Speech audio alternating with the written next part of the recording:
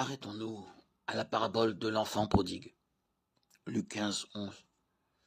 Elle nous montre un père dont l'amour est, pour ainsi dire, déraisonnable et que n'arrête aucune convention sociale. Il ne commence pas par des reproches avant d'exprimer sa joie de voir son fils revenu à la maison. Il amène son fils à sentir sa joie et son immense amour.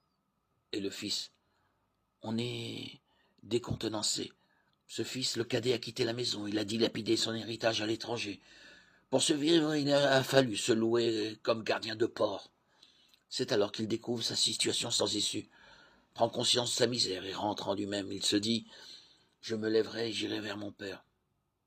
Il reprend alors le chemin de la maison, espérant qu'il sera reçu par son père en qualité de journalier. Mais voici que son père vient à sa rencontre et l'embrasse avant même qu'il ait pu prononcer un mot. Il le reçoit comme son fils. Celui-ci avoue sa faute, déclare qu'il n'est plus digne d'être son fils. Il s'en remet à son père, accueille son amour et redevient le fils de la maison, non un journalier. Il prend alors part à la fête et se rend compte de ce qu'est un père. Le fils aîné, lui, ne comprend guère l'attitude de son père. Il refuse de partager sa joie, il ne voit pas combien l'amour paternel sauve son cadet de la misère.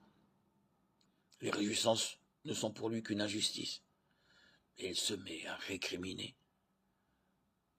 Tu ne m'as jamais donné un chevreau pour festoyer avec mes amis. Mais que ton fils, que voilà, revienne à la maison après avoir dévoré ton bien avec des femmes, aussitôt tu fais tuer le veau gras. Depuis tant d'années qu'il vit aux côtés de son père, l'aîné n'a jamais soupçonné ce qu'était l'amour paternel.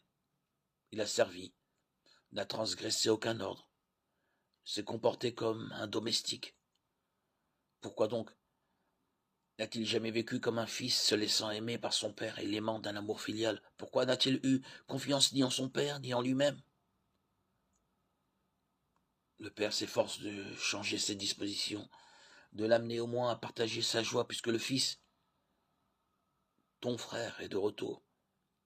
Il lui rappelle, tout ce qui est à moi est à toi. Oui, tout lui appartenait. Pas seulement le bétail, mais il n'a profité de rien, il n'a rien compris à la bonté et à la libéralité de son père.